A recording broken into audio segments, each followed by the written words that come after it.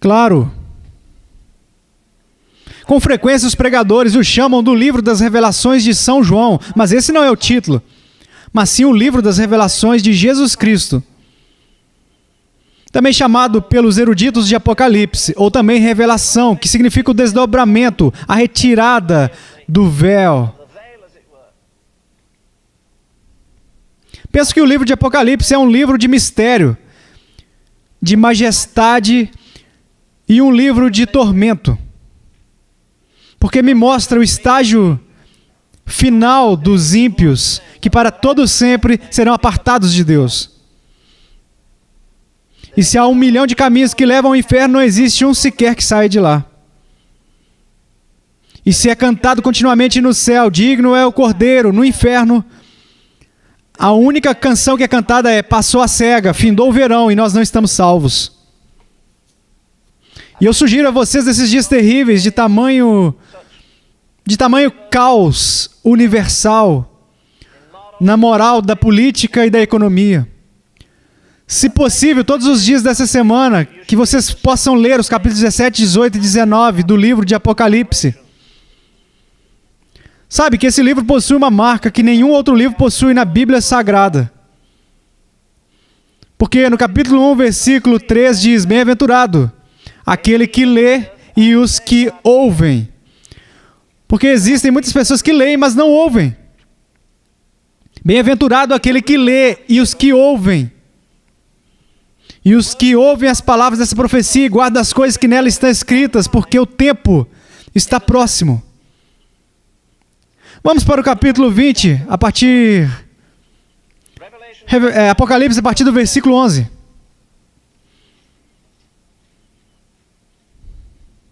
E vi um grande trono branco, e o que estava sentado sobre ele, de cuja presença fugiu a terra e o céu, e não se achou lugar para eles. E vi os mortos, grandes e pequenos, que estavam diante de Deus. E abriram-se os livros. E abriu-se outro livro, que é o da vida. E os mortos foram julgados pelas coisas que estavam escritas nos livros, segundo as suas obras. E deu o mar os mortos que nele havia. E a morte e o inferno, os mortos que neles havia, e foram julgados cada um, segundo as suas obras. E a morte e o inferno foram lançados no lago de fogo. Esta é a segunda morte. E aquele que não foi achado escrito no livro da vida foi lançado no lago de fogo. Vá para 1 Coríntios, capítulo 3, a partir do versículo 9. Porque nós somos cooperadores de Deus. Somos cooperadores de Deus. Vós sois lavoura de Deus e edifício de Deus. Segundo a graça de Deus que me foi dada, pus eu, como sábio arquiteto, o fundamento, e outro edifica sobre ele. Mas veja cada um como edifica sobre ele. Porque ninguém pode pôr outro fundamento além do que já está posto, o qual é Jesus Cristo.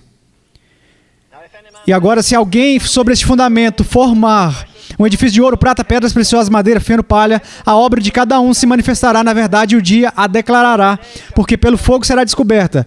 E o fogo provará qual seja a obra de cada um. Se a obra que alguém edificou nessa parte permanecer, esse receberá galardão. Se a obra de alguém se queimar, sofrerá detrimento.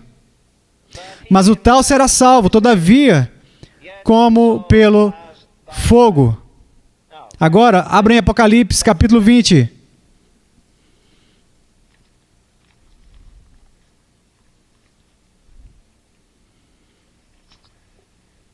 O julgamento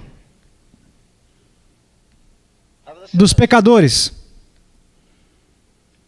E vi um grande trono branco, obviamente típico de pureza.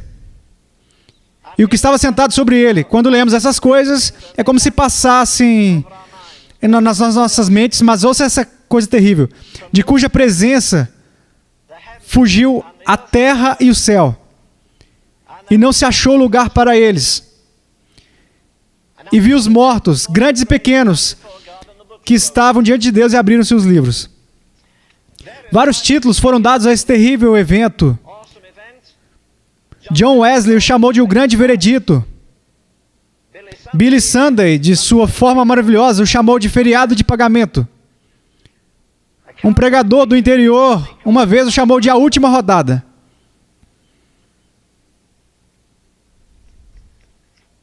Você poderá chamar, se preferir, de um encontro com o destino.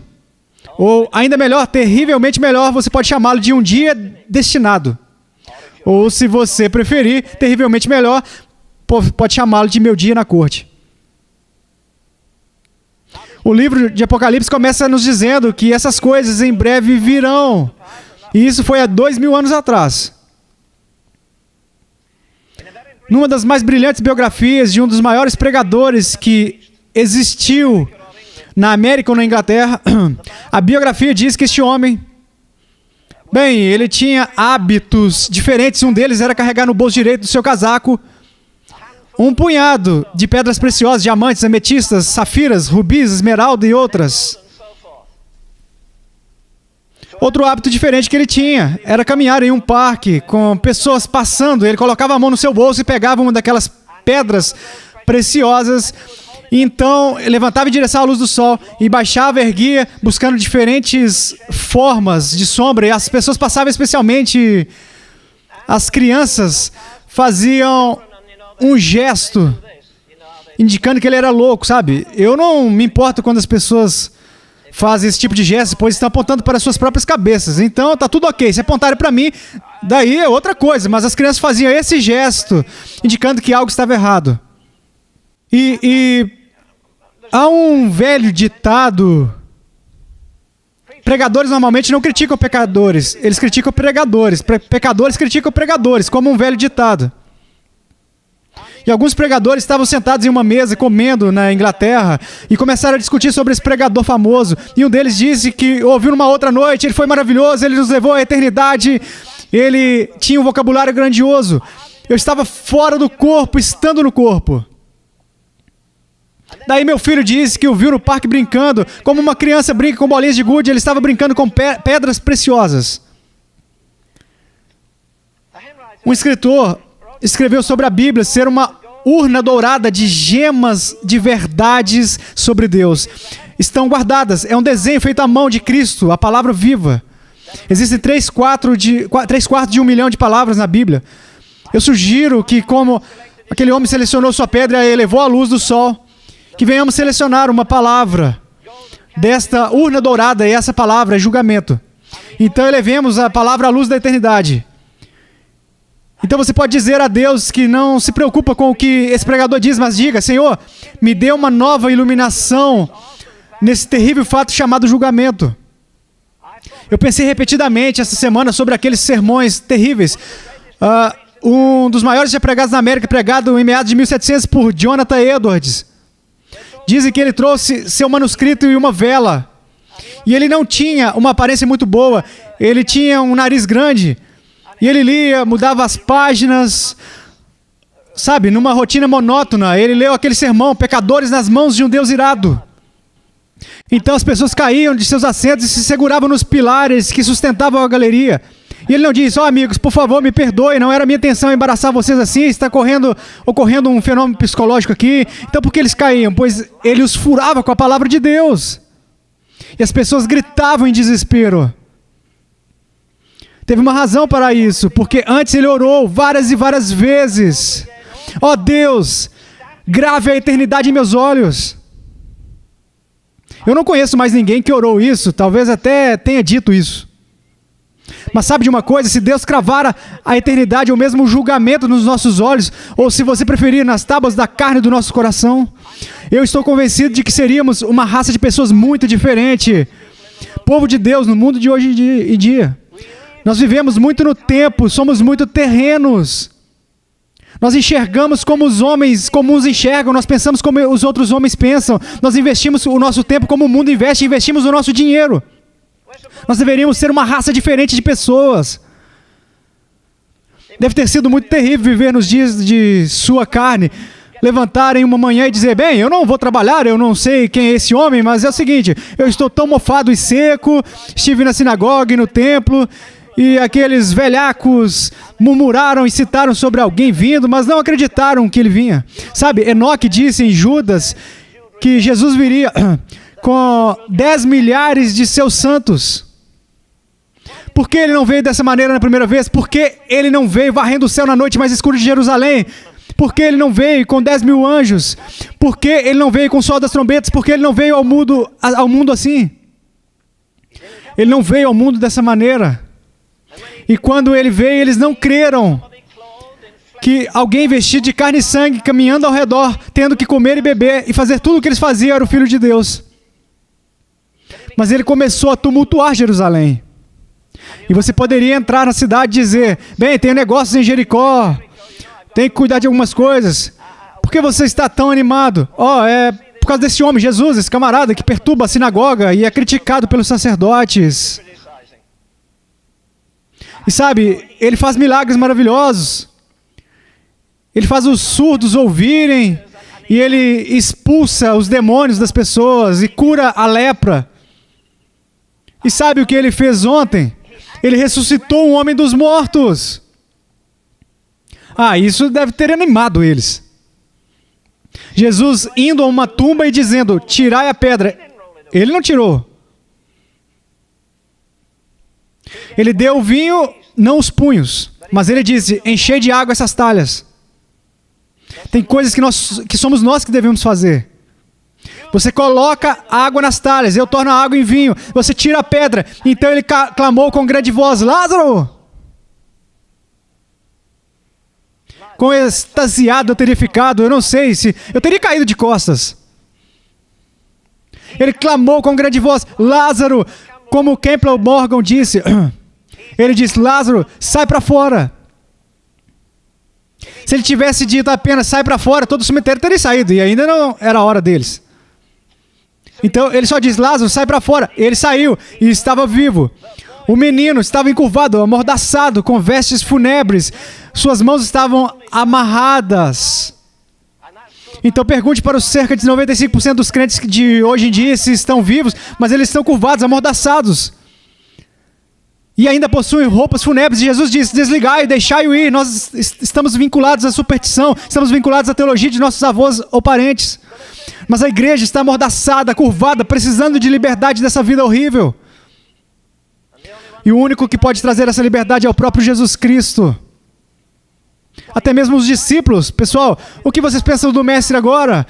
Ele está até ressuscitando os mortos. E Jesus diz em João 5, 28, escute, não vos maravilheis disso. Se isso surpreendeu vocês, então escute, que vem a hora em que todos os que estão nos sepulcros ouvirão a voz do Filho de Deus e se levantarão. Vocês entenderam? Não importa onde esteja, na terra, na areia, todos os que estão nos sepulcros ouvirão a voz do Filho de Deus.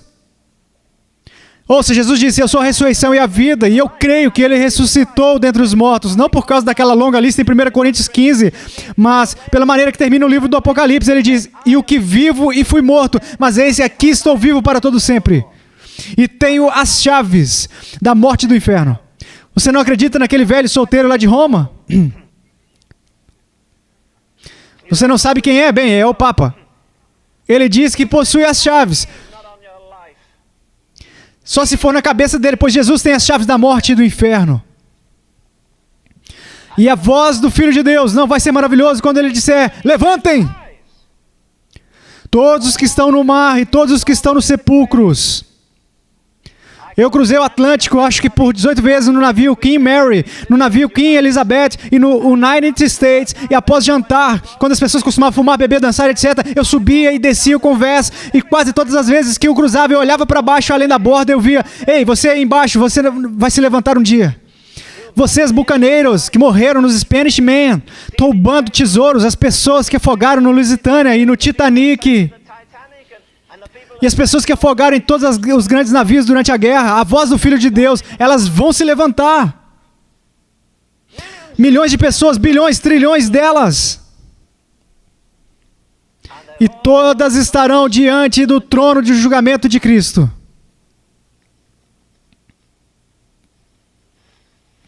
vai ser um espetáculo. Onde vai ser isso? Eu não sei. O livro de Apocalipse não está apenas no final da Bíblia, mas também lida com o fim dos tempos. Ele trata das coisas que acontecerão no final dos tempos, e é o único livro do mundo que é autêntico. E todos aqueles que estão mortos ouvirão a voz do Filho de Deus. Olhe no capítulo 6 do livro do Apocalipse. Versículo 12. E havendo aberto o sexto selo, olhei, e eis que houve um grande tremor da terra, e o sol tornou-se negro como saco de cicílio, e a lua tornou-se como sangue, e as estrelas do céu caíram sobre a terra, como quando a figueira lança de si os seus figos verdes, abalada por um vento forte, e o céu retirou-se como um livro que se enrola. E todos os montes e ilhas foram removidos dos seus lugares. E os reis da terra, e os grandes e os ricos, e os tribunos, e os poderosos, e todos os servos, e todo o livre, se esconderam nas cavernas e nas rochas das montanhas, e diziam aos montes e aos rochedos: cai sobre nós, escondem-nos do rosto daquele que está sentado sobre o trono, e da ira do Cordeiro, porque é vindo o grande dia da sua ira. Ao final do livro de Apocalipse, fala-se dos redimidos, que está no outro julgamento. Eles virão e verão a sua face. Uma vez mais, Fanny Crosby, cega por 84 anos, e quando alguém diz para ela: é uma vergonha uma grande cristã como você ser cega, você não pode ver o pôr do sol, você não pode ver as amáveis flores, você está em grande desvantagem. Ela disse: oh não, eu tenho uma grande vantagem sobre você. Sabe o que ela fez? Ela foi a primeira mulher da história americana, cega como era, a discursar em uma sessão do Congresso americano, tanto aos senadores como aos deputados, a todos ali. A primeira mulher da história, uma mulherzinha cega, e disseram a ela: você nunca viu o pôr do sol, Deus negou tanto a você. E ela disse: meu caro, eu tenho uma grande vantagem sobre você. Como assim tem vantagem? Então ela disse: você não entende que o primeiro rosto que eu verei será a face dele? Você acredita que ela escreveu várias canções sobre o rosto dele, sobre ver o seu rosto? Teremos vertigem quando virmos o rosto dele. Mas aqui os grandes homens, os ricos e os líderes e os poderosos, e vimos os mortos, grandes e pequenos, todos os reis da Inglaterra, os marajás da Índia, os multimilionários, os bilionários. Todos esses milionários e bilionários, todos comparecerão um dia no trono de julgamento de Cristo. Você pode imaginar isso? Para prestar contas pelas obras feitas no corpo. Bem, claro, se você tem um julgamento, você precisa ter um juiz. Eu não tenho imagem de Cristo em minha casa, pois não acho que alguém deveria fazer qualquer imagem de escultura ou semelhante dele, e ninguém sabe como Cristo se parecia. Você vê imagens de Jesus como bebê, como jovem, algumas vezes você o vê em cima de algum animal entrando em Jerusalém, mas teve uma imagem que eu vi apenas uma vez, e era tão grotesca que não olhei uma segunda vez. A voz do Filho de Deus, todos levantarão e irão encarar o julgamento eterno. Como vai ser? Na Austrália, me mostraram uma foto que tinha de alguma praia,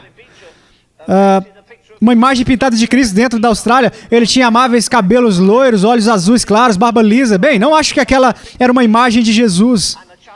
E os chineses têm uma interpretação de Cristo por seus artistas. E há umas imagens medonhas, em minha opinião, que foram feitas pelos grandes mestres, assim chamados, e eles fazem imagem de Jesus, mas permita-me dizer-lhe, na palavra de Deus há uma imagem bem diferente. Eu creio que a igreja de Jesus Cristo necessita de uma nova revelação da majestade de Deus. Trata-se de quem? Trata-se do Rei dos Reis. E ele é o juiz dos juízes. Trata-se do tribunal dos tribunais. E não há qualquer tribunal de apelação depois desse. A sentença é final. Não haverá julgamento tendencioso. Disseram a mim que não há justiça no mundo de hoje. Talvez não haja. Mas me apego à Escritura que diz: não faria justiça o juiz de toda a terra. O apóstolo Paulo tinha uma imagem de Jesus, não como um cordeiro em seus braços, não como os vidrais em nossas chamadas catedrais, onde Jesus parece poeticamente feminino. Ele vê Jesus e diz: Rei dos séculos, imortal, invisível, ao único Deus sábio, seja honra e glória para todo sempre. Então veremos o Rei dos Reis, ele é o juiz dos juízes, no tribunal dos tribunais. É o último tribunal, não haverá outro tribunal depois deste. É o fim. Quando eu ouço as pessoas cantarem, sabe? Põe a sua mão na mão do homem que calou as águas. Pode parar. Ou essa canção nova que diz, aperte as mãos com Jesus. Preste atenção. Quando você vê Jesus, você não vai levantar-se e dizer, ei, amigo, estou feliz que você morreu por mim. Quando você vê Jesus, você vai ficar quase paralisado de medo, a menos que você tenha um corpo glorificado e uma mente glorificada. Quem está escrevendo o livro? Trata-se de uma revelação a um homem em uma ilha. Em uma ilha do diabo. O pior lugar, um ajuntamento da pior escória da terra. E lá está ele. E se você fosse a ele naquela manhã e o visse sentado em uma pedra contemplando, você poderia ter dito a ele, bem, João, não esperava achá-lo aqui, neste buraco infernal, com todos esses homens possuídos por demônios. E eis que você está aqui na ilha de Patmos. Ele diria, não, eu não estou. E você perguntaria, onde você está então? Ele diria, eu estou no Espírito.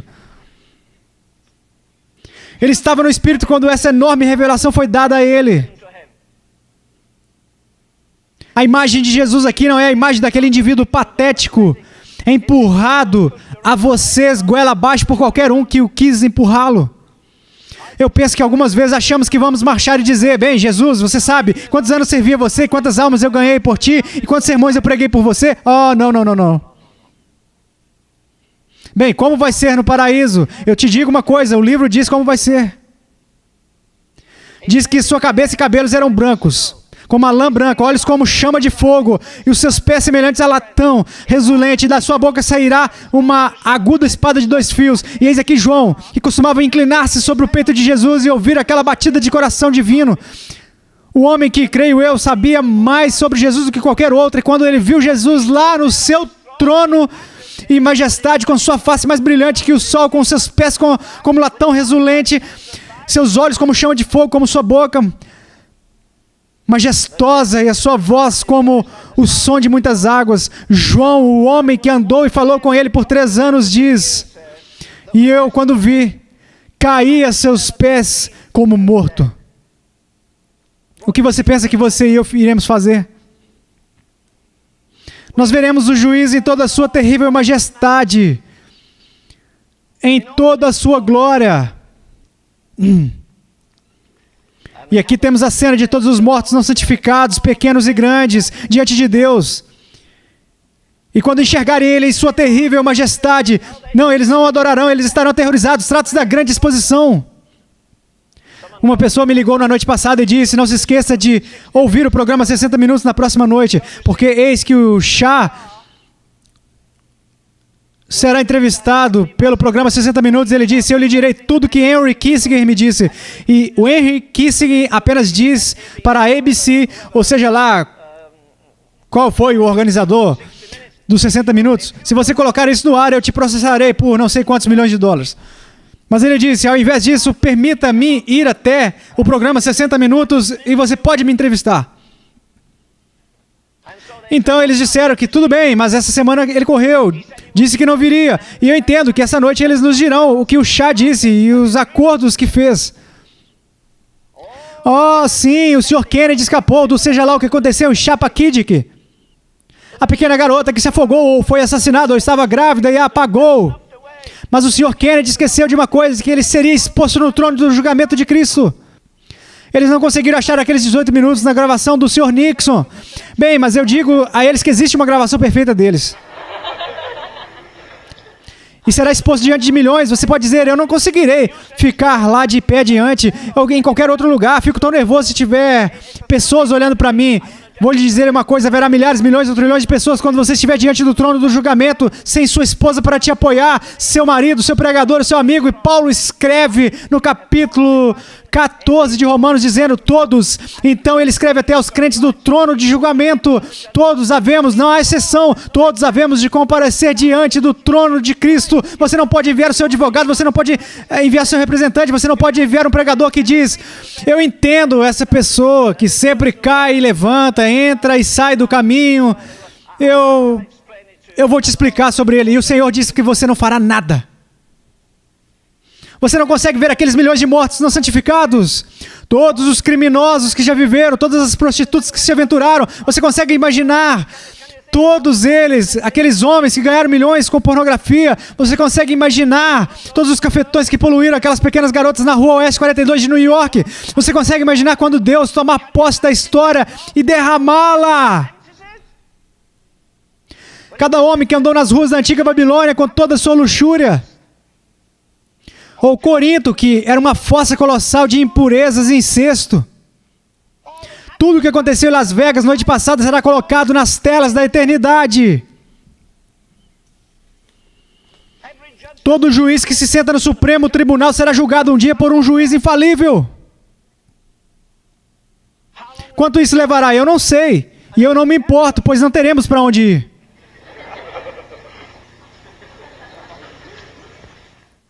Eu acho que uma das alegrias da eternidade será que os redimidos verão todos os não santos serem julgados, mas esses não verão os santos, pois eles não estarão lá.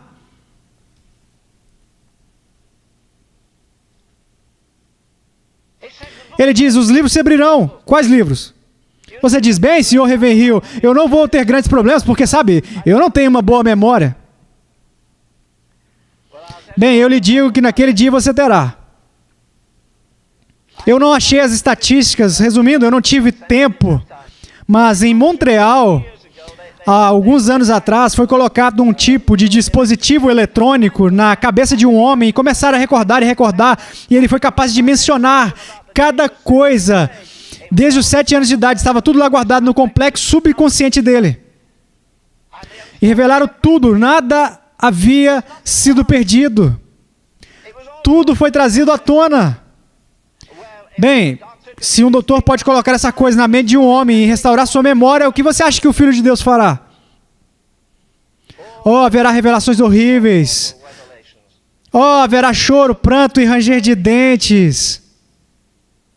Oh, sim, Sr. Kissinger, você será totalmente exposto. O que o senhor e o Sr. Nixon fizeram mentindo tanto quando bombardeávamos Camboja, quando dilacerávamos crianças até a morte, quando as batizávamos com fogo em napalm e tirando a pele de seus corpos. Eu gosto de pregar uma série de sermões sobre isso porque você sabe que a palavra de Deus diz que haverá julgamento de nações também. Haverá pelo menos 7 julgamentos por vir, haverá pelo menos 5 multidões para os crentes.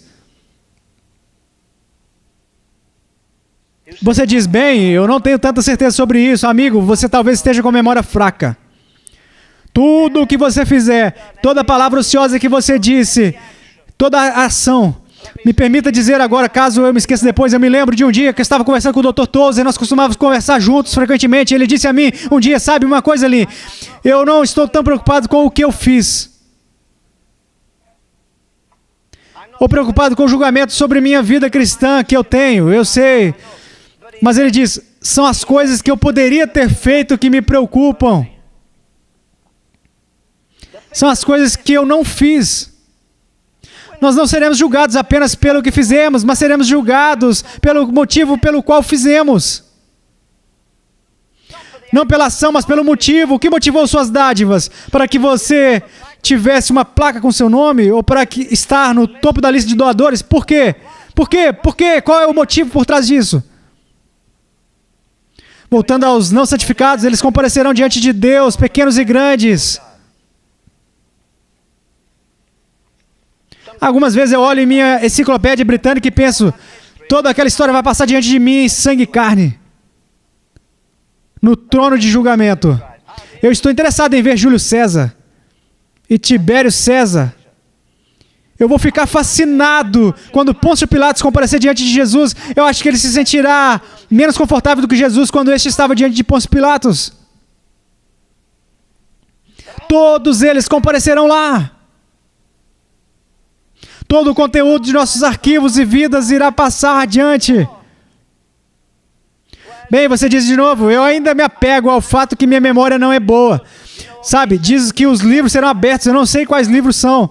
Eu acho que o livro dos 10 mandamentos para uma coisa, eu acho que o livro de memórias para outra coisa. Você entende? A memória é uma coisa maravilhosa, mas sabe de uma coisa? a memória durará dentro da eternidade. Eu não acho que os remidos vão se lembrar das tristezas e lutos, mas eu digo-lhes uma coisa: os não santificados se lembrarão de cada vez em que alguém deu um folheto em suas mãos. Eles lamentarão por toda a eternidade e desejarão que Deus estivesse ali. Eles se lembrarão que ouviram a oração de suas mães, se lembrarão de cada sermão, eles se lembrarão de tudo. Pois um dia um homem orou no inferno. Era o lugar errado para se orar. Ele orou para a pessoa errada, ele orou para Abraão. Ele recebeu a resposta errada. Filho, lembra-te de que recebeu seus bens em vida, boas coisas recebeu, mas eu não quero que meus irmãos venham para cá. Mas Jesus diz: lembra-te, a memória é eterna, ela nunca acabará. Se você é um homem não salvo, milhares de milhões de anos.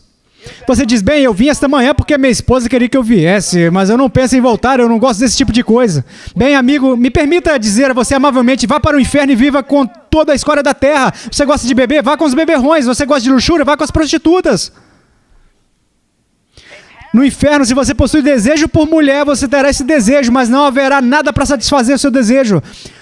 Se você bebe, você vai ter sede, mas não haverá nada para satisfazer a sua sede. Você daria o resgate de um rei por uma gota de água, não haverá sequer uma gota de água, muito menos então aquele vinho precioso que você bebe. Quando em nome de Deus a igreja vai abrir seu coração de novo, e abrir a sua mente de novo, e ver de novo que todo homem, não importa se tem um jato, ou quantos milhões ele tem, ou se manda na cidade toda, os grandes da terra e a escória da terra, os não crentes vão passar seu tempo na eternidade, viverão lá por todo sempre. O bom livro diz: onde o bicho não morre. Será terrível quando nós vermos os fundadores dessas seitas, quando estiverem diante de Deus. O fundador dos testemunhos de Jeová, como são chamados por eles mesmos, ele vai comparecer lá e as pessoas lá no alto vão gritar: coloque esse homem no inferno e aumente a temperatura. Mas escute, não se preocupe com isso, o juiz de toda a terra fará o certo. O inferno não vai ser o mesmo para todos. Alguns irão apanhar mais do que outros, irão apanhar com muitos açoites. Mas eu lhe digo uma coisa: eu preferiria ser o último no reino de Deus do que o maior no reino do diabo. De qualquer maneira, tanto no tempo quanto na eternidade. Eu vi os mortos grandes e pequenos que estavam diante de Deus, e abriram-se os livros. Sabe, algumas pessoas hoje em dia possuem boa memória.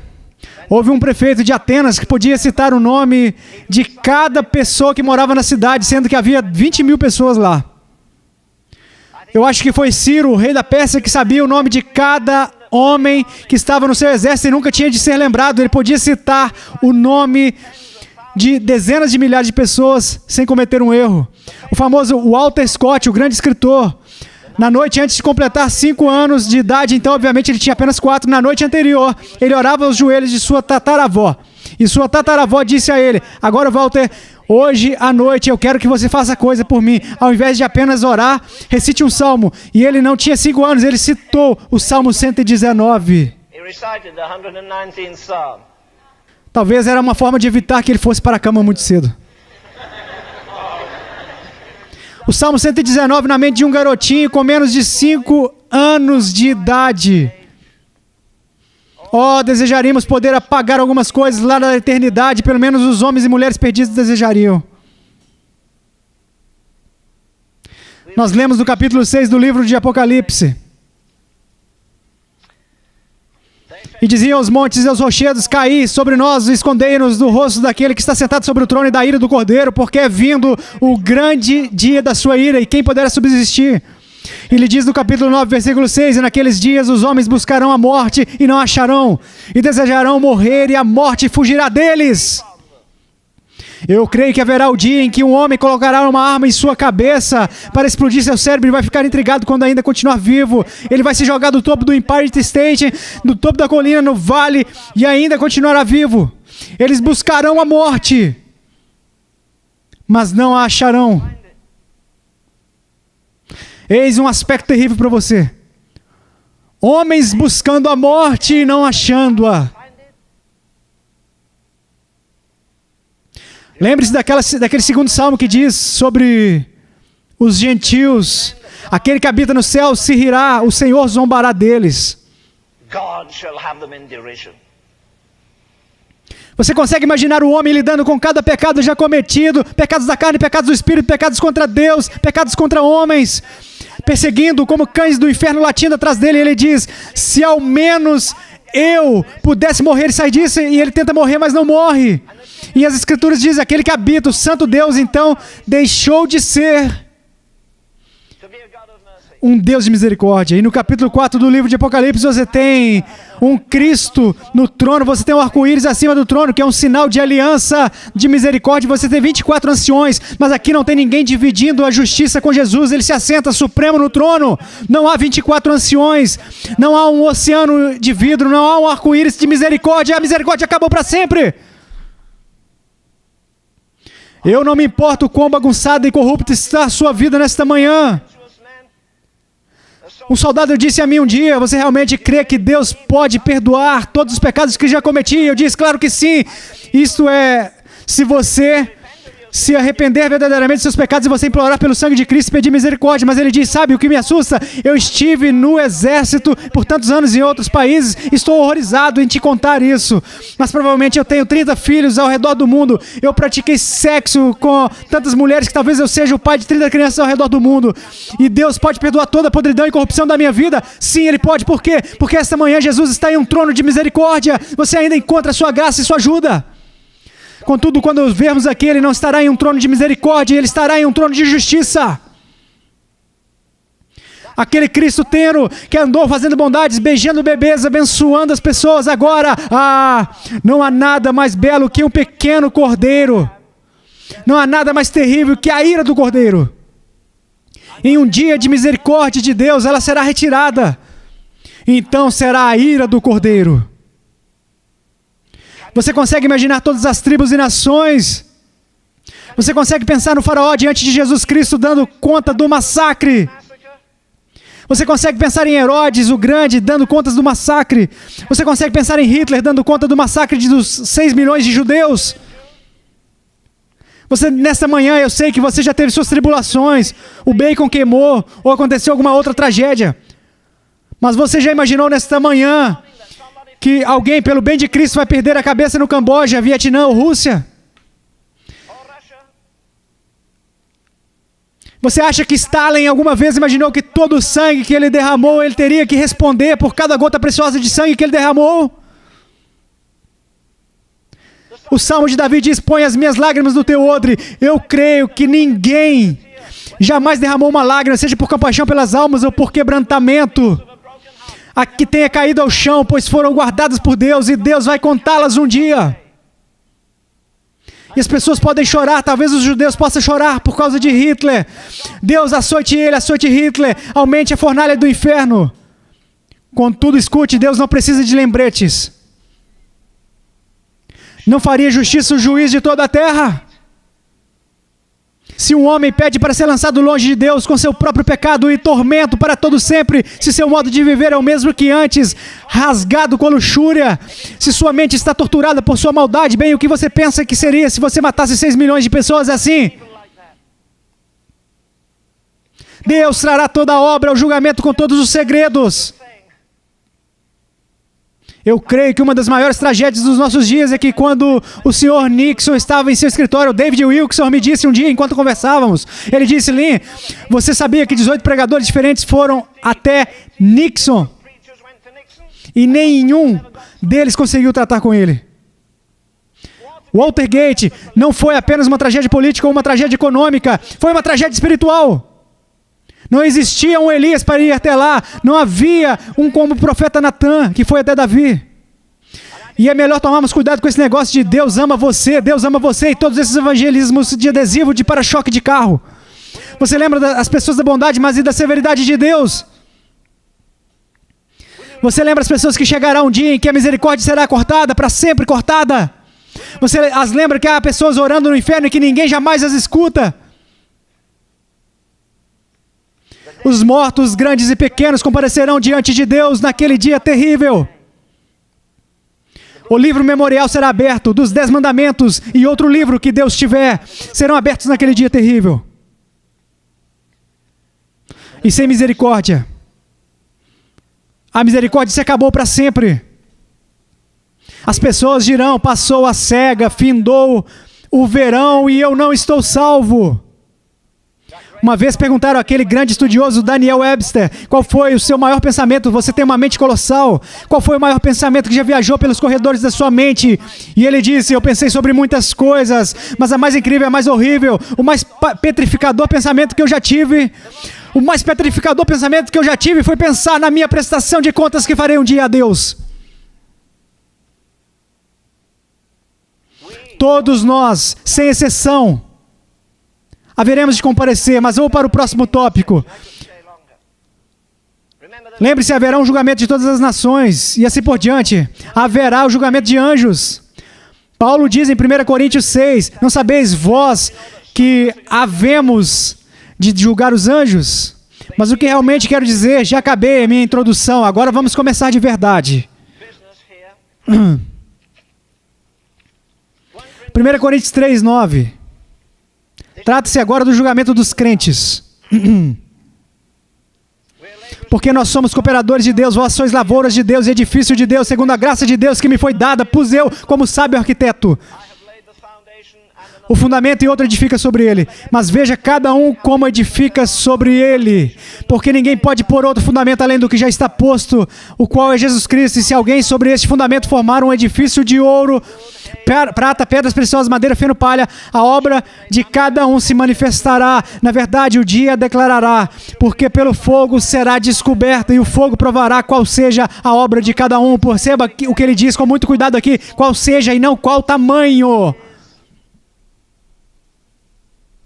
Não a quantidade, mas a qualidade.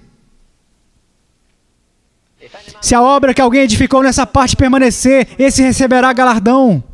Se a obra de alguém se queimar, sofrerá detrimento, mas o tal será salvo. Todavia, como pelo fogo. É como se Jesus estivesse dizendo, vamos separar as coisas. Ele diz que sua vida pode ser madeira, feno ou palha, ou sua vida pode ser prata, ouro ou pedras preciosas. E o fogo provará a obra de cada homem. Você sabia que isso significava muitas pessoas de Corinto? Sabe por quê? Porque há pouco tempo antes disso ter sido escrito, toda a cidade de Corinto foi devastada pelo fogo. E algumas pessoas tinham casas com lindos pilares de granito. As casas de outras pessoas eram feitas totalmente de mármore. Quantas pessoas pobres, suas casas eram feitas de palha. Outras pessoas tinham casas feitas de feno. Outras ainda tinham casas feitas de argila com palha e feno. E quando o fogo varreu a cidade, a casa de todo mundo, se você tinha uma casa feita de madeira ou de feno ou de palha, todas essas coisas foram devastadas e ficaram em cinzas. Mas as casas feitas de pedras preciosas, elas permaneceram.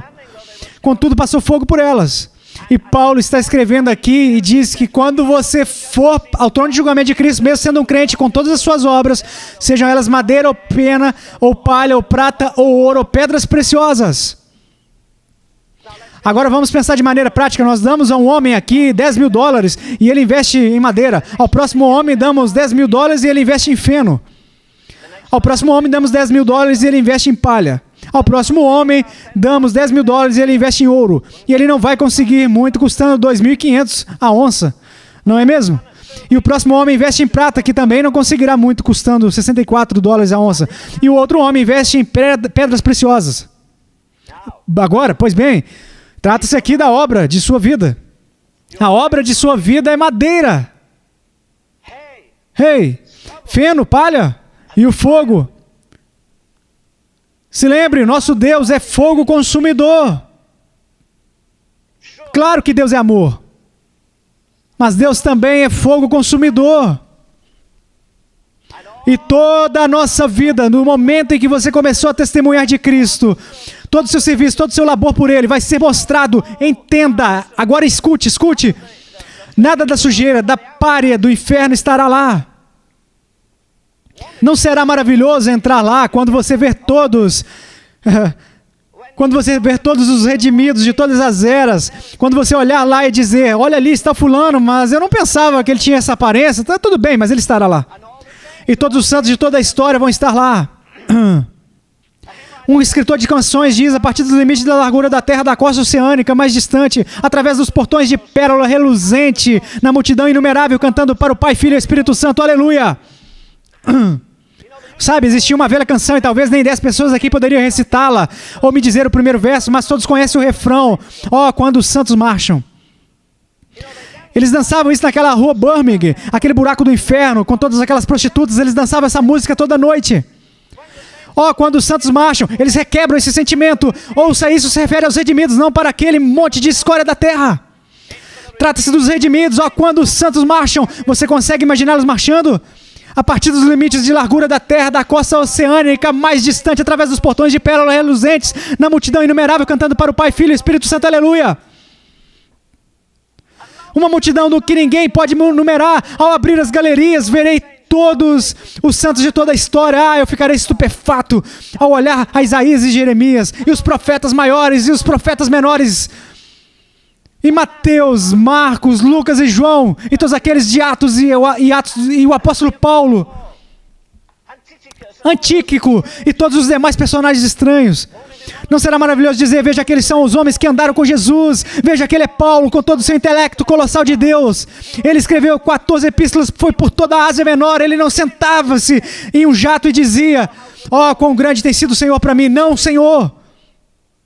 Ele foi chicoteado 195 vezes, ele esteve cansado em jejuns, em dor, em tribulações, em angústia, em fome, em nudez, etc. Em tribulação pelos falsos irmãos e em perigos do abismo. Você acha que um homem dessa envergadura receberá 2 quilates como recompensa por uma vida como essa? Você só receberá recompensas. A graça é gratuita, mas as recompensas não. Você pode dizer: você está falando de obras? Claro que estou. Jesus falou disso, Deus falou. Você sabia que alguns santos, de novo, julgaremos a terra? Não será uma tarefa incrível. Eu não vou querer ser um talvez, eu nunca serei talvez, eu serei talvez. Deus ordenará, eu deveria fazer isso, pronto. Você consegue ver todos os santos mortos alinhados lá. Todos os santos do Antigo Testamento, todos os santos do Novo Testamento. Eu espero que o Senhor, eu não posso lhe dar qualquer conselho. Eu acho que tento impressionar algumas vezes, mas eu não posso dar ao Senhor qualquer conselho. Eu gostaria de ver em destaque todas aquelas esplêndidas pessoas que oraram. Oh, Deus, isso não seria tremendo? Sabe, quando você vê uma convenção política, você vê pessoas segurando faixas, Cincinnati ou qualquer outro lugar, talvez haverão faixas: eis os guerreiros da oração, eis os grandes sofredores, eis os que se sentiram dores de parto, eis os missionários, eis os falhos. Bem, de qualquer maneira, haverão todos os tipos de pessoas listadas naquele grande dia. Vai ser uma coisa tremenda. Sua vida é feita de madeira, muito bonito. $10.000 não compraria, muito magno hoje em dia, não é? Mas quando o fogo chegar ao que você tem, tudo o que você tem será aquela madeira queimando abaixo até virar cinza, talvez até a altura do seu tornozelo, e isso é tudo que sobrou. Eu ouvi uma mulher dizer, não faz muito tempo: bem, louvado seja o Senhor, porque estou feliz que não terei que prestar contas de nada quando eu for para o céu, pois não há condenação para os que estão em Cristo Jesus. Espera um minuto.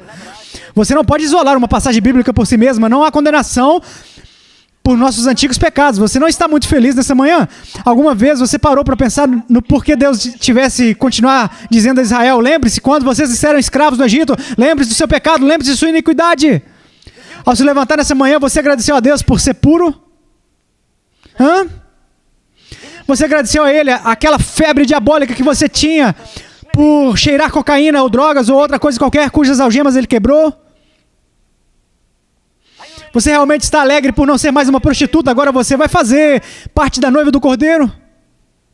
Você está alegre por Ele ter removido do seu coração a cobiça e o mau temperamento e todas aquelas coisas nojentas e horríveis que dominavam você?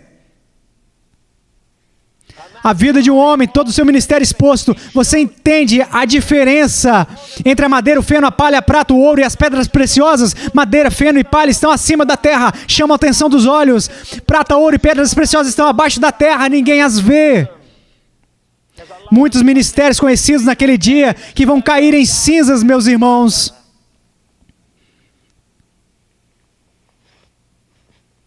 Você diz: bem, não diz que os cristãos serão julgados fora dos livros. Claro, creio que diz sim. Onde? Em Malaquias. Diz que Deus tem um livro de memórias. E eu acho que lhe faria bem, antes de ir para a cama toda noite nessa semana, perguntar a Deus: o que você pôs em seu livro hoje para a minha vida? Não tem que ser um ato maravilhoso. Você poderia adorar a Deus em um trator. Não é a melhor maneira, mas mesmo assim você poderia fazer. O fogo vai pegar em toda a vida do homem e queimá-la, e só vai sobrar cinzas. Madeira, quanto ao feno? Bem, se você investir $10.000 em feno, você terá muito. Sim, mas você terá muitas cinzas também quando o fogo pegar nele. Quanto à palha, talvez você possa comprar metade da palha do Texas por $10.000. Mas, rapaz, você terá uma bagunça quando o fogo pegar nela. Ao invés de cinzas em seus calcanhares ou cinzas em seus joelhos, talvez terá cinzas no seu nariz, e então você ficaria enterrado com a vida, madeira, feno, palha. Eu costumava ter problemas com esses rapazes sempre mendigando, sabe? E isso faz você pensar se alguns cristãos realmente têm corações de carne. Eles gastam dinheiro com manutenção de seus jatos. Eu creio que cada centavo que veio a Agapia e cada centavo que veio a A. Roberts ou qualquer outra pessoa será dado conta no trono de julgamento de Cristo um dia. Jesus falou desses homens que tomam as casas das viúvas. Isso é o que eles estão fazendo aí agora. Eles não estão satisfeitos com você ter dado enquanto vivia. Eles querem que seja dada a sua casa a eles. E você deixa isso em seu testamento, e ao deixar você terá o melhor lugar no céu. Não acredite nisso, isso é uma mentira diabólica. Eles prestarão contas a Deus naquele dia, mas eu creio que nós prestaremos contas também. Um irmão estava me dizendo essa semana, quando ele foi batizado, e de repente, quando submergiu nas águas, ele percebeu que sua carteira estava no seu bolso. Bem, não são muitas carteiras que são batizadas. Dizemos assim: Senhor, você cuida dos meus pecados, eu cuidarei do resto. Cada centavo que você ganhou desde que você se tornou propriedade de Jesus Cristo, você prestará contas diante de Deus. Ele não toma somente seus pecados, ele toma você, ele toma o governo da sua vida. Tem uma montanha assustadora de dinheiro sendo mal investida. Sabe o que eu penso? Eu posso não estar certo. Normalmente eu estou, mas posso não estar precisamente certo nisso. Mas sabe o que eu penso? Eu penso que atualmente a moral da nação vai piorar mais e mais. Este será o ano mais difícil que já vivemos. Eu disse a alguns de vocês 3 anos atrás que um homem importante me ligou tarde da noite e disse: irmão Ravenhill, as próximas 3 semanas americanas serão as mais importantes semanas da história da América. Um dos mais famosos pregadores do país me ligou quase que meia-noite e disse: sabe de uma coisa, eu cheguei à seguinte conclusão: Deus Todo-Poderoso já tirou suas mãos da América. Por um simples motivo: tínhamos tanta luz e a rejeitamos. Carter Call faz uma mudança para a direita. Ele faz para a direita, mas ainda está na esquerda. Toda mudança que ele faz é uma contramudança que o faz afundar mais e mais. E não é apenas verdade que vivemos em um mundo de políticos falidos. Nós vivemos em um mundo, e isso é o mais trágico de tudo, de uma igreja falida. Não é maravilhoso pensar que todas essas coisas, nós cantamos: ó, isso será glória para mim, amigo, você está tropeçando. Vou acelerar, pois o tempo está acabando. Sua vida é madeira, o fogo consumirá. Feno, o fogo consumirá. Palha, o fogo consumirá. Mas se a sua vida for prata, ouro e pedras preciosas, o ouro é sinal do quê? Creio que ouro é sinal da nossa devoção a Deus. Você não consegue muito ouro por $10.000 hoje em dia. Se eu tivesse uma pequena máquina de derreter aqui, eu colocaria os seus $10.000 em ouro dentro e apertaria os botões. O que acontece quando você queima o ouro? Nada. Tudo o que acontece é mudar de sólido para líquido, mas você não o reduz. Você consegue imaginar todos os santos de toda a história, e Leonardo Ravenhill estará lá diante de Cristo, cujos olhos estão cheios de santidade, onde o lugar aspira a santidade, onde existe toda a majestade de um Deus terrível. E você lê a memória de minha pobre vida diante de todos os santos de toda a história.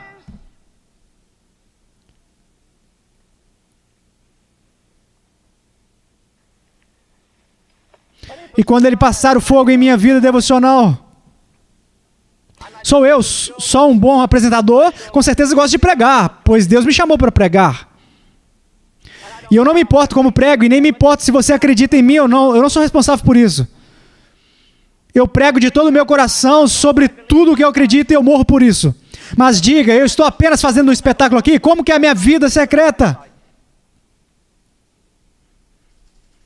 Falávamos mais cedo, ontem eu acho, sobre a mulher que levou um vaso de alabastro, com unguento, sabe? Eu li sobre essa história por anos e eu ouvi, preguei sobre ela antes de eu perceber que ela foi só por uma razão somente, ela foi para adorar Jesus, como você sabe? Porque o presente que ela trouxe era a coisa mais valiosa que ela tinha para dar, como você sabe? Porque ela nunca disse uma palavra enquanto estava lá, como você sabe? Porque ela disse a si mesma, eu não vou lavar os pés dele com água, eu os lavarei com lágrimas e não secarei seus pés com uma bela toalha, eu secarei seus pés com os meus cabelos. E ela derramou aquela fragrância cara, então ela enxugou seus pés. Então o que aconteceu? A fragrância que ela derramou nele voltou para ela. Porque minha vida não é mais perfumada, porque você não gasta tempo para ser santo, porque você pensa que se você juntar todas as coisas que você tem para aumentar seu conhecimento em todas as escolas bíblicas, que isso vai ser, não. Deus não vai medir seu intelecto, o tamanho da sua cabeça. Ele vai provar com o seu fogo.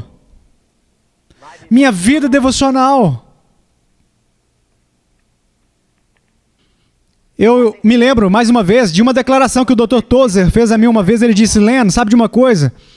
Dificilmente, ele diz, poremos nossos pés na eternidade e olharemos para a eternidade. Nós vamos nos curvar, as nossas cabeças em vergonha e humilhação, dizendo, meu Deus, veja todas essas riquezas que estavam em Jesus Cristo e eu venho diante do trono do julgamento praticamente paupérrimo. Pois Deus não nos deu somente Jesus Cristo, Ele nos deu todas as coisas. E por não haver alegria suficiente na casa de Deus, nós precisamos de entretenimento. Porque o entretenimento é o substituto diabólico para a alegria. E por não haver poder suficiente na casa de Deus, as pessoas estão sempre buscando conhecer sobre o avanço científico, a última tecnologia, e ficam maravilhados ao ver o programa mais recente na televisão. Eu acho que antes de apontarmos o dedo para o mundo, é melhor apontarmos para a igreja e dizer, olha, é melhor nós arranjarmos roupas de saco e cinza e nos humilharmos e dizer, ó Deus Todo-Poderoso. Quando eu vejo a igreja do Novo Testamento, eles não eram proprietários de prédios, eles não tinham evangelistas pagos, eles não tinham um monte de dinheiro, eles não tinham organizações, eles não iam para a TV mendigar. Mas eu digo a vocês, o que eles fizeram? Eles viraram o mundo de cabeça para baixo. E eu tenho vergonha por fazer parte da igreja de Jesus hoje em dia, pois acredito que é uma vergonha para um Deus santo. A nossa alegria é bater palmas e se divertir e depois estamos falando das novidades do mundo. Oh, se perder nele, ser consumido nele. Nós mencionamos essa semana a respeito de um rapaz que estava na América do Sul. Muitos de vocês ouviram ele pregar sobre Paulo. Acho que ele tem todos os livros que Amy Wilson Carmichael escreveu, cerca de 30. Ele se consumiu nos ensinos dela. Ela era uma mulher irlandesa. Os últimos 3 anos da vida dela, eles tinham que virar ela de um lado para o outro na cama, trocar as fraldas dela. Ela estava desamparada, mas ela amava 350 criancinhas. Ela escreveu o seguinte: do amor sutil das coisas que abrandam, das escolhas fáceis e enfraquecedoras. Contudo, não são fortificados os espíritos. Não dessa maneira andou o crucificado. De tudo que escurece o teu calvário. Ó Cordeiro de Deus, livrai-me. Estamos além do limite com as risadas e a felicidade. Tem um ditado mundano que diz: ria e o mundo rirá com você. Eu modifiquei, eu digo: ria e a igreja rirá com você, mas chore e você chorará sozinho. Você se aproxima tão perto do coração de Deus. Dizemos naquela sexta-feira, que reunião de oração maravilhosa essa de sexta-feira. Eu não trocaria aquela reunião de oração da sexta nem por $10.000. Deus veio e fomos quebrantados e humilhados perante Ele. Você se aproxima tão perto do coração de Deus a ponto de compartilhar sua tristeza por um mundo e por uma igreja desviada como a de hoje em dia. Ele pode compartilhar seu sofrimento com você. Assim, você consegue ser cheio do Espírito Santo e alcançar o equilíbrio bancário. Isso é bom, e se você consegue, Deus vai se agradar. Mas quantos de vocês têm coragem suficiente para dizer: Senhor, neste momento crucial da história da humanidade, me faça cheio dos sofrimentos de Cristo? Você está preparado para desafiar poderes demoníacos e dizer: ouça, eu tomei lugar do apóstolo Paulo quando ele disse: eu glorifico em tribulações e necessidades e censuras. Porque se você vai amadurecer em Deus, todos os anões ao seu redor vão criticar e debochar de você. E eles vão dizer, você está tentando ser mais santo do que nós, hã? Eles vão dizer, então você não tem tempo para um basquete ou para assistir beisebol. Não, talvez você não tenha, mas isso não é da conta de ninguém, mas a sua e de Deus. Você vai descobrir o seguinte, os homens que foram mais heróicos por Deus foram aqueles homens que tinham as maiores vidas devocionais. Eu me lembro vocês de novo que um dia eu estava na escola bíblica do país de Gales, então eu dei de cara com a senhora Rhys Howells. Seu marido já tinha falecido, nós ficamos no terraço que tinha lá, ela se virou e disse, você vê aquele cômodo ali? Eu disse, sim, eu vejo aquele cômodo, aquela porta assim. O papai, falando sobre o marido dela que tinha morrido, entrou por aquela porta às 6 horas da manhã e ficou lá até às 6 horas da tarde. Todos os dias por 11 meses, exceto pelo dia em que sua mãe morreu. Nós destruímos todas as canções. Antes as canções de Charles Wesley tinham 30 estrofes. E agora elas têm somente 6. Fizemos o mesmo com outras coisas. Você vê um pequeno quadro em algumas casas. Outras vezes em escritórios. Apenas uma vida que em breve passará. Somente o que foi feito por Cristo restará. Não foi isso que o poeta escreveu? O poeta escreveu o seguinte, apenas uma vida que em breve passará, somente o que foi feito por Cristo restará, e quando eu estiver morrendo, quão feliz eu estarei, se a lâmpada de minha vida foi gasta por ti. Você acha que todos os cristãos morrem felizes? Não mesmo, alguns deles morrem tão infelizes quanto pecadores. Por quê? Porque desperdicei meu tempo, eu desperdicei. Senhor, se o Senhor ao menos me poupar para que eu possa fazer tal coisa. Alguns de vocês já oraram assim em uma cama de hospital. Algumas mulheres, quando pensaram que ia morrer ao dar à luz em uma criança, disseram, Senhor, se o Senhor poupar a minha vida, eu farei isso e aquilo. Então você já fez? A única coisa que vai me manter em vitória continuamente pelo sangue de Cristo é a minha devoção pessoal a Ele, o Filho de Deus, a minha adoração que eu dou a Ele. O meu tributo diário é mais do que meu serviço, é mais do que dar o meu dinheiro. Que eu o ame, que o adore, o magnifique e o tome, por assim dizer, pelos pés. De todas as pessoas que adoravam Jesus, a mulher veio e trouxe um vaso de alabastro com unguento e ela ungiu seus pés, em todas as ocasiões. Se você seguir a história daquela mulher, quando ele aparece no quarto superior, eles enxergam ele pelos pés. Mais adiante no livro do Apocalipse, ou se você for para o capítulo 4, você vai ver lá, diz, e os 24 anciãos prostraram-se aos seus pés. Você imagina quanto Matthew Bridges escreveu aquela amável canção, coroe ele com muitas coroas, o cordeiro sobre o seu trono, coroe ele, o Senhor dos anos, o soberano do tempo, coroe ele, o Senhor do amor, cujo poder um cetro diz de polo a polo, que a guerra pode cessar e tudo se tornar em oração e adoração. O que tem de errado com o mundo lá fora é que o mundo pensa que está tudo finalizado através de Jesus Cristo, sendo que eles nem começaram com ele ainda. Pois ele permanece no final da trilha por todo homem, rico ou pobre, escravo ou livre, preto ou branco, intelectual ou ignorante. Qual foi a sua vida devocional esta manhã? Você gostaria que o Gabriel me entregasse o livro da sua vida devocional do último mês e eu lesse aqui para essa bela plateia? O ouro será provado na nossa vida devocional. A prata, o que é a prata? Eu acho que você pode interpretar ela de maneiras diferentes. Eu gosto de interpretar ela da seguinte maneira. O livro de Provérbios diz que a prata escolhida é a língua do justo. Sim, toda palavra ociosa que você falou desde que você foi salvo. Deus tem Ele não precisa, sabe, de um gravador de áudio, mas Ele tem um gravador eterno de tudo, sabe? A fofoca, o criticismo, a difamação, o preconceito. Sabe? Quando alguém te aborrece, ao invés de ficar quieto, você vomita tudo que está no seu coração naquele momento? Você consegue imaginar todas essas palavras terríveis? Você consegue imaginar todas as palavras que nós pregamos? As milhares de pessoas que pregamos ao longo dos anos, o fogo provará tais palavras. Bem, serão elas feno e palha ou será que tais palavras resistirão ao fogo? O fogo provará cada obra dos crentes. Prata, ouro, pedras preciosas. O que são as pedras preciosas? Bem, quando eu leio isso, eu penso na couraça que estava nos sacerdotes do Antigo Testamento. Eram divididos em 12, cada pedra era diferente. E cada uma significava o nome de uma das 12 tribos de Israel. E ele ia ao santo lugar para orar com uma couraça nele. Oh, como você lida com isso? Como lidar com isso? Sabe por que o mundo lá fora está pobre e doente? Porque nós não sabemos como orar. Eis aí o porquê. Porque estamos satisfeitos. Nós deixamos nosso modo ocioso de viver, paramos de beber e de ser imorais. E agora somos cristãos. Estamos tão contentes, tão felizes, tão satisfeitos.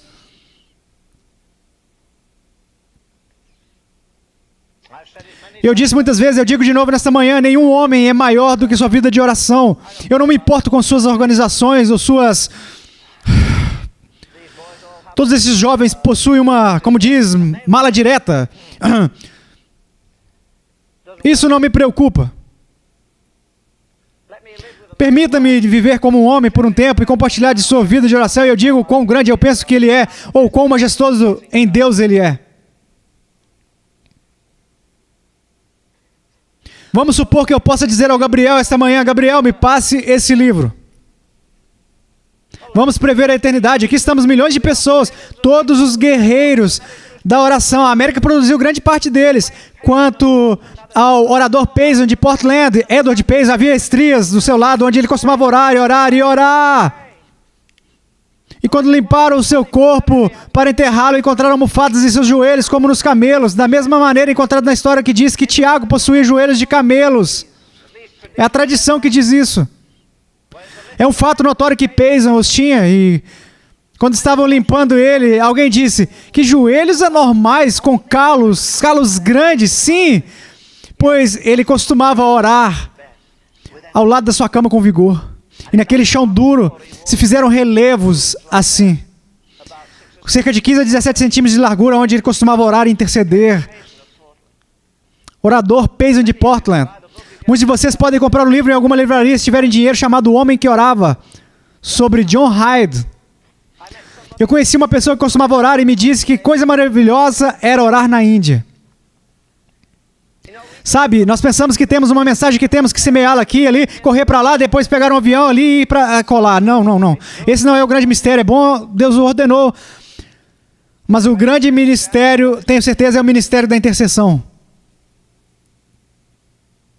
Vamos pedir ao Gabriel que nos passe o livro. Vamos olhar para todos os apóstolos e todos os santos da história. Eis Finney, com seu tremendo avivamento. Eis William Booth, fundador do Exército da Salvação. Eis John Wesley. E eis todas as figuras heróicas, todos lemos sobre eles. E estão todos assistindo. Enquanto o livro é passado e alguém vai ler o conteúdo. Você seria voluntário?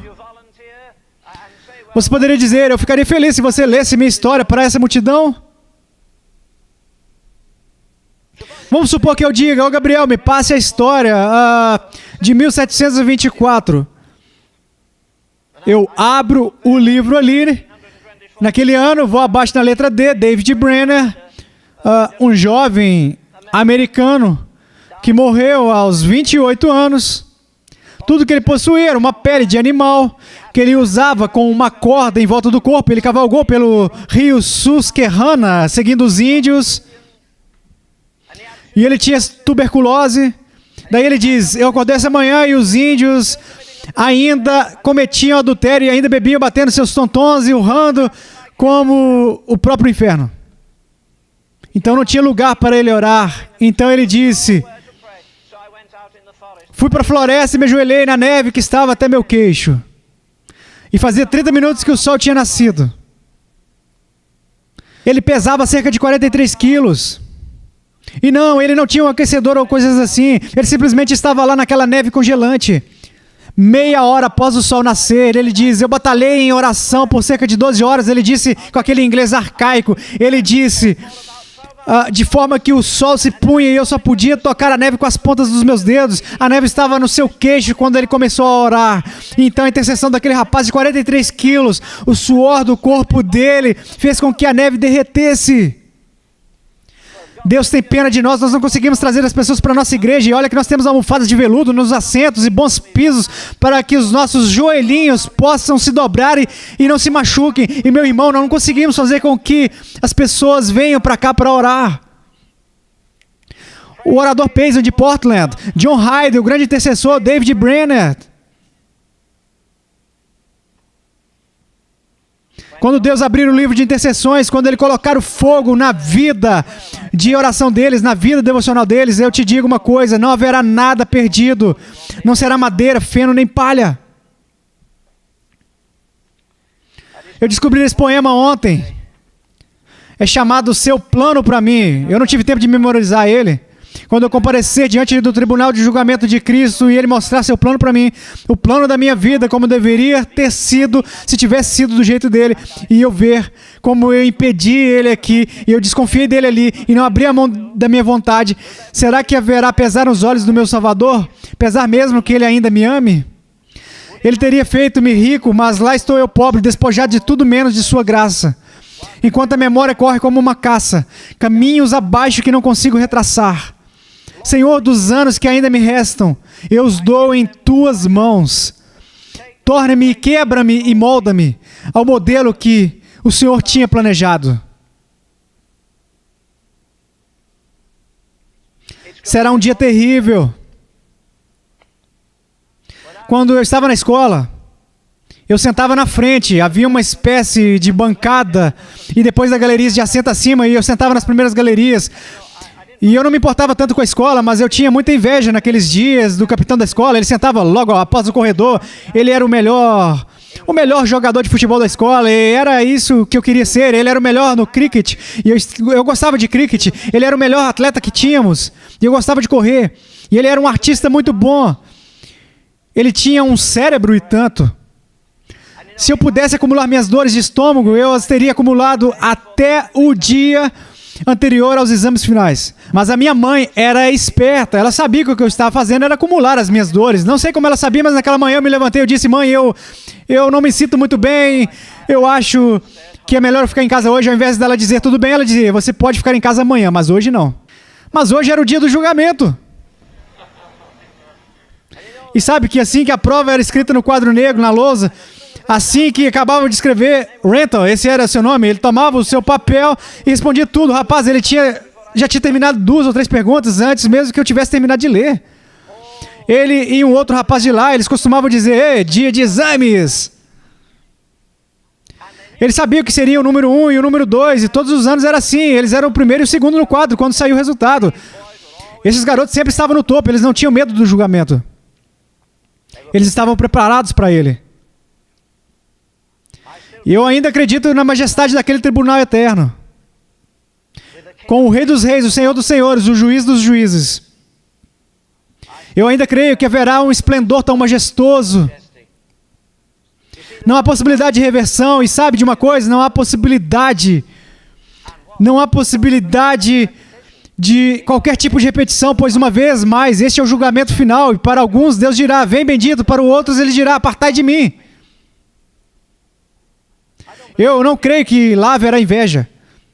Eu não farei agora, mas eu poderia lembrá-los que haverá pelo menos 5 coroas para serem dadas como recompensa. Paulo diz que o Senhor dará uma coroa de justiça, da qual Ele diz que o Senhor não dará somente a mim, mas para todos aqueles que amarem a sua vinda. Haverá uma coroa para os mártires, aqueles que morreram e os que ainda hão de morrer. Há uma coroa a ser dada para eles. Coroas, coroas, coroas. Não seremos todos iguais. Há uma coroa a ser dada para eles no céu. Haverão coroas distintas. Você pode pensar no ladrão da cruz. Sim, ele estará no céu, pois ele diz: lembre-se de mim quando entrares no teu paraíso. Tenha certeza que Deus fará isso. Jesus disse que faria. Mas o ladrão desperdiçou sua vida. Pega apenas uma pessoa como John Wesley. Ele foi salvo aparentemente quando tinha 35 anos de idade. Invertendo 35 fica 53. Somando-se, ele tinha 88 anos de idade quando ele morreu em 1891. O ladrão da cruz ficou feliz em perceber que, apesar de ter vivido vilamente, Jesus retirou seus pecados. Ótimo, mas daí sugerir que esse homem que foi salvo no último tic-tac do relógio vai ter a mesma recompensa que John Wesley? Sim, Wesley levantou um medonho montante de dinheiro. E o que ele fez com esse dinheiro? Ele construiu orfanatos, ele construiu igrejas, ele fez bíblias e livros de canções. Não houve tempo desperdiçado na sua vida. Ele era metódico, sistemático. Ele foi jantar com o maior homem da literatura inglesa e este homem disse: bem, agora que você terminou de jantar, vamos folgar nossas pernas embaixo da mesa e ter um bom momento de conversa. Wesley disse: perdoe-me, eu tenho que ir, mas ainda são 9 horas da noite. Não, não, disse Wesley. Então por que você tem que ir? Ele disse: eu tenho um compromisso pela manhã, às 4 da manhã. Às 4 da manhã? Amanhã de manhã? Amanhã de manhã? Todas as manhãs da minha vida. Ele disse: com quem? Com Deus. Ele disciplinou a sua vida. Ele disciplinou o seu corpo ao comer.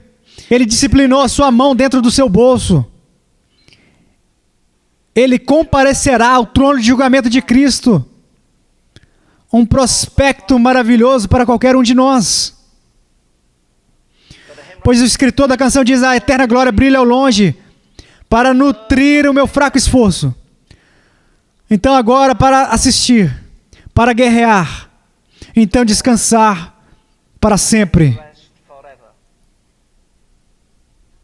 Tinha uma senhora em uma igreja que eu era pastor, na verdade pastor assistente, e a senhora era a mulher do pastor.